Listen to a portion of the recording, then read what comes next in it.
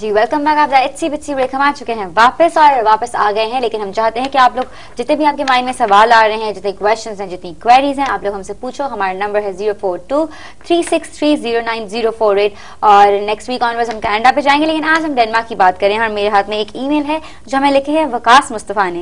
वो कहते हैं कि I have completed my textile engineering this month. I am willing to study further and like to study in UK.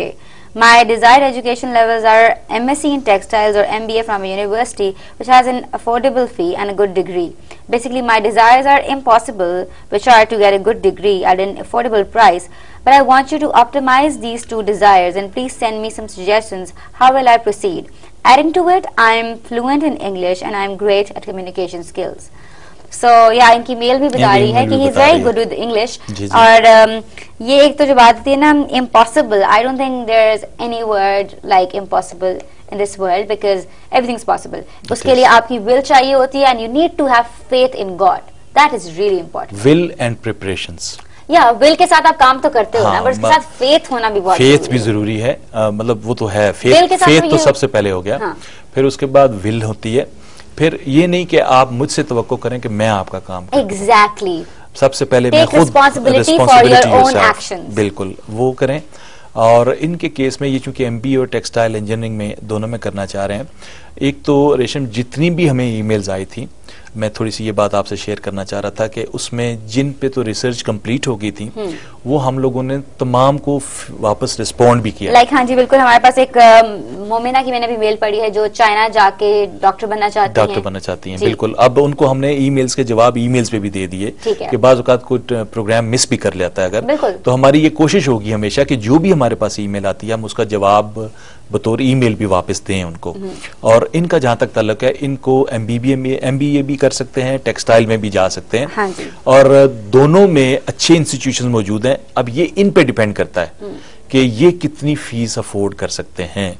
Private institutions ऐसे मौजूद हैं कि जिनमें सालाना 4,000 साढ़े 4,000 पाउंड पर भी है, वेयर एज सेम टाइम जो गवर्नमेंट फंडेड इंस्टीट्यूशंस हैं उनमें 9,000 पाउंड का भी MBA पर एनम है। सो इट रियली डिपेंड्स कि इनकी क्या रिक्वायरमेंट है। इनको भी हमने प्रपोजल फॉरवर्ड बैक कर दिया है रिसर्च के बाद, जिसको वो देख सकेंगे। ठीक है, तो वकास आपको मेरी यही सजेशन है कि आपको जो हमने रिप्लाई किया है उसको देखो एंड हमें रिप्लाई बैक करो ताकि आपके केस को हम फर्दर लेके चलें। और ऐसे we have a caller right now, देखते हैं कौन है हमारे साथ। हेलो, अस्सलाम वालेकुम। जी मुझे साथ बोल रही हूँ रावलपिंडी से। मुझे ये बताएं कि स्टूडेंट जो कि स्टडीज के लिए बाहर जा रहे हैं और अभी रिसेंटली हमारे रहमान मलिक साहब ने कहा है कि उनको स्टूडेंट्स को भी मेरे से नो ऑब्जेक्शन सर्टिफिकेट्स लेने पड़ेंगे। मतलब ये तो एक और कॉम्प्लिकेशन बेचारे स्टूडेंट्स के लिए क्रिएट करते चले जा रहे हैं। और ये सारी कॉम्प्लिकेशंस हैं जो कि कल भी हमारी बात हो रही थी कि जी आप क्या चाहती है। हम ये चाहते कि हम इनके जुल्मों से छूटें स्ट्रेट अवे। अब ये कोई पॉलिसियां ये ना लीडर्स ना दें बल्कि हम आवाम दें। चाहे हम इनकलाब लाना चाहते हैं, चाहे इनको हटाना चाहते हैं, ये मजीद हुक्म डिक्टेशन की बात नहीं है। ये खुद से उतर जाएं, क्योंकि ये जो कुछ करते हैं अपने जहन से करते हैं, अमेरिका के जहन से। ये उतर जाएं, अब हम आवाम जो करेंगे चाहेंगे। Thank you so much for calling. और आपने कॉल करके अपनी आवाज हमें बता दी और आपकी आवाज बता भी दी। और इसमें जो हमारे एड्रेस करने की चीज़ है उसको हम पिकअप कर लेते हैं। बाकी जो पॉलिटिकल साइड पे इनके व्यूज़ हैं, इनसे जाहिर है इनके अपने व्यूज़ हैं। और रहमान मलिक साहब ने जो ये स्टेटमेंट दिया है कि जितने लोग जाएंगे नो ऑब्जेक्शन सर्टिफिकेट होंगे। अगर हम दूसरे ममालिक को भी देखें तो वो भी जो भी ममालिक दूसरे ममालिक में जाते हैं उनके विजिटर्स, उनके लिए वो वार्निंग्स इशू करते हैं। बिल्कुल कि अमेरिका के लोग फलां मुल्क में जाके रहें, फलां मुल्क में ना रहें। बिल्कुल। पाकिस्तान इस वक्त आए या ना आए, ब्रिटिश गवर्नमेंट करती है, सऊदी अरब करता, यानी हर इदारा करता है। ये सिर्फ थोड़ा सा लैंग्वेज का मसला है कि जो लोग जिनको फैसिलिटेटर होना चाहिए वो अथॉरिटेटिव जुबान इस्तेमाल करते हैं। सही। ये एक गलत बात है। लेकिन अदर देन दैट मैं समझता हूँ रजिस्टर होना इसलिए जरूरी है कि अगर रजिस्टर हुए हुए स्टूडेंट को कोई प्रॉब्लम हो तो फिर वहां का जो हाई कमीशन है वो उसको लुक आफ्टर कर सके प्रॉपर्ली। बिल्कुल, और प्रॉपर तरीके होते हैं, प्रॉपर चैनल्स होते हैं जिनके थ्रू आपको जाना जरूरी है। रजिस्टर करने में कोई हार्म नहीं होता। बिल्कुल, और रूल्स एंड ऑब्लिगेशंस अगर हम फॉलो करें तो ही ऑर्डर रहता है हमारी सोसाइटी में भी और जहां आप जाएंगे उस सोसाइटी में भी। अगर हम उससे हट जाएंगे तो हमारे लिए ही मसले जो है वो क्रिएट होंगे और हमारे लिए मुश्किलात होंगी। कमिंग बैक टू डेनमार्क जी, वर्क एक्सपीरियंस पे हम आ जाते हैं। You can score a maximum of 15 points under work experience. Your points are earned based upon the number of years you have worked as a researcher or in a field of work that is currently in shortage in demand in Denmark। जो positive list है उसकी बात हो रही है।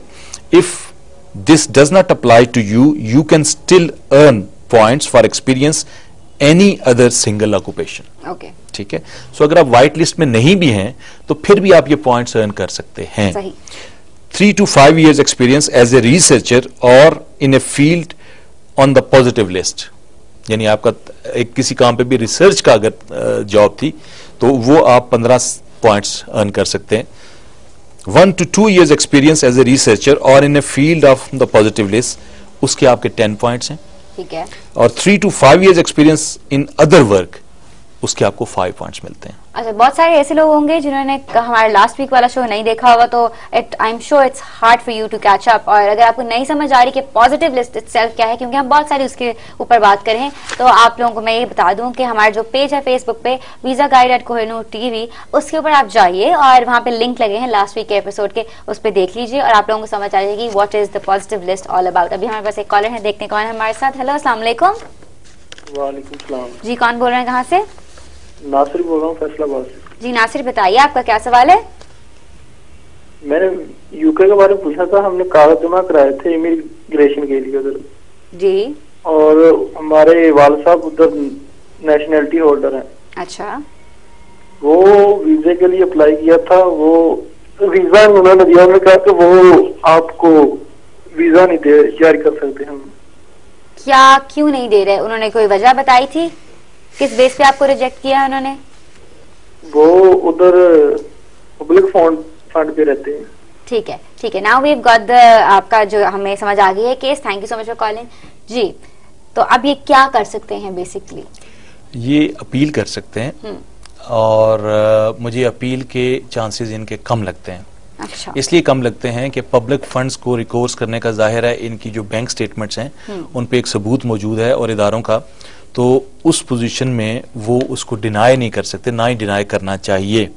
और उन grounds पे जब तक हमने जो एक कॉल पहले आई थी उस पर हमने डिस्कस किया था कि स्पॉन्सर वो हो सकता है कि जो पब्लिक फंड्स पे ना रह रहा हो, जो इमदादी फंड्स ना ले रहा हो, वो आपको बुला सकता है। आपके पास अगर खुद खाने को नहीं है, हाँ जी, आपके पास खुद खाने को नहीं है तो आप एक मेहमान को कैसे बुला सकते हैं? बिल्कुल। सो इसी असूल के तहत इस सिलसिले में पॉलिसी बड़ी वाज़ेह है कि अगर आप खुद हुकूमत से अपने रिहाइश के पैसे ले रहे हैं, जो मुख्तलिफ सोशल सिक्योरिटी की पॉलिसीज़ के तहत मुख्तलिफ लोगों को मिलते हैं, और अगर आप जॉब सीकर्स अलाउंस ले रहे हैं या इस तरह के कोई और फंड्स ले रहे हैं, अपने घर के पैसे आपकी अगर हुकूमत अदा कर रही है, तो इन तमाम सूरतों में आप अपने किसी अजीज रिश्तेदार को स्पॉन्सर नहीं कर सकते, जो कि इनके केस में भी हुआ है। ठीक है, तो इन्होंने सजेशन मांगी है कि क्या कर सकते हैं उस केस में। तो आई थिंक अगर आपके फादर यहाँ आ सकते हैं आपको मिलने, तो फिलहाल that would be a better option. That is the option, because आप मिलना चाहते हैं। एंड ये भी नहीं हम कह सकते कि ह्यूमैनिटेरियन के जो ह्यूमैनिटी लॉज हैं उसके अगेंस्ट है, बिकॉज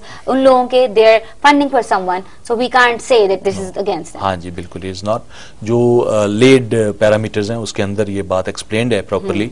अगर हुकूमतों पे कुछ जिम्मेदारियां हैं तो शहरियों पे भी जिम्मेदारी है। ये बिल्कुल सही बात तो है। इन दोनों And we need to understand that. Ji, we do need to. Adaptability पे आते हैं।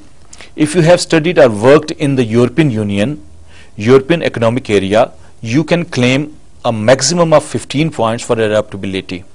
You can only claim points for either education experience or work experience, not both. ठीक है, यानी आप या तो एजुकेशन एक्सपीरियंस का ले सकते हैं या वर्क एक्सपीरियंस का ले सकते हैं पॉइंट्स, दोनों एक वक्त में नहीं ले सकते। ठीक है, ठीक है, परफेक्ट। अभी हमारे पास एक कॉलर है, देखते हैं कौन है हमारे साथ। हेलो, अस्सलाम वालेकुम। जी, अस्सलाम वालेकुम।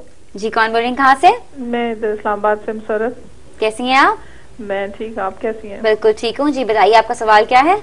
वो मुझे ना ये पता करना था कि अब डेनमार्क के बारे में बात करें। मैं कहती हूँ अगर मैं विजिट वीजे पे चली जाऊँ यहाँ से और बच्चे हैं मेरे साथ ना 3, तो मैं वहाँ पे अगर इमिग्रेशन अप्लाई कर दूं तो कितने चांसेस हैं, हो सकती है या नहीं हो सकती? ठीक है, आप थोड़ा बताना चाहेंगी कि आप इंडिविजुअली अप्लाई करना चाह रही हैं? मेरे बच्चे हैं 3 साथ ना। ठीक है, और डू यू वर्क, आप काम करती हैं? हाँ, मैं जॉब करती हूँ।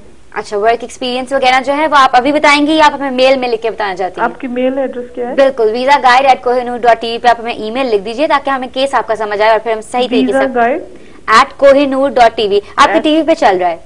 अच्छा ठीक है, थैंक यू जी, नोट इट डाउन एंड हमें अपनी डिटेल्स भेज दीजिए। जी हाँ, तो वैसे इनके चांसेस क्या होंगे? इनका मेन जो क्वेश्चन था वो ये था कि आया ये वहाँ चली जाएं और अप्लाई करें या यहाँ से करें। तो ये जो स्कीम है इसमें खूबसूरती इस बात की ये है कि आप यहाँ पे रहते हुए विदिन 4 मंथ्स आपको इसका रिजल्ट मिल जाता है। ठीक है, so you don't need to be there for that you and you can suggesting she can apply from go. here? हाँ जी, she can apply here, she should apply here, और फिर वहां जाके जिस भी प्रोफेशन में वो जाना चाहती हैं, ये जिस प्रोफेशन के लिए वो जा रही हैं उसमें काम स्टार्ट कर सकती हैं। ठीक है, perfect. And let's move back to what we were saying. जी, यूरोपियन यूनियन और European economic area education experience की हम बात करते हैं। Completion of at least 1 year of study in higher education in EU/EEA और स्विट्जरलैंड, 5 पॉइंट्स मिलते हैं। Completion of at least 3 years of study in higher education in EU/EEA और स्विट्जरलैंड, 10 पॉइंट्स मिलते हैं। सही। सो बेसिकली 1 year के लिए इतना है और 3 years के लिए इतना है। और EU/EEA वर्क एक्सपीरियंस की जब हम बात करते हैं, ये हम एजुकेशन एक्सपीरियंस की बात कर रहे थे पहले, अब हम वर्क एक्सपीरियंस पे आते हैं। वर्क एक्सपीरियंस में हम जरूर आएंगे, लेकिन अभी हमारे पास एक कॉलर है, देखते हैं कौन है हमारे साथ। हेलो, अस्सलाम वालेकुम। जी अस्सलाम वालेकुम। जी, कौन बोल रहे हैं? जी मैं जाहिद बोल रहा हूँ मुल्तान से। जी जाहिद, बताइए आपका सवाल क्या है? मैं थोड़ा ये पूछना चाह रहा था कि मेरी जो क्वालिफिकेशन है वो MBA एग्जेक्टिव है। ओके। और मेरा 10 years का एक्सपीरियंस है फार्मास्यूटिकल में। परफेक्ट। और मेरी मिसेस की जो क्वालिफिकेशन है वो जो है वो MSc साइकोलॉजी है। सही। और उनके रिलेटिव भी रहते हैं कनाडा में। ठीक है, तो आप क्या सजेस्ट करते हैं मुझे जो है इमिग्रेशन के लिए जो है? कनाडा जाना चाहते हैं आप? जी कनाडा जाना चाहता हूँ। ठीक है जाहिद, अभी आपके सवाल का जवाब देते हैं, लेकिन इस छोटी सी ब्रेक के बाद आप लोगों ने कहीं नहीं जाना। You just have to stick to the channel and keep it here.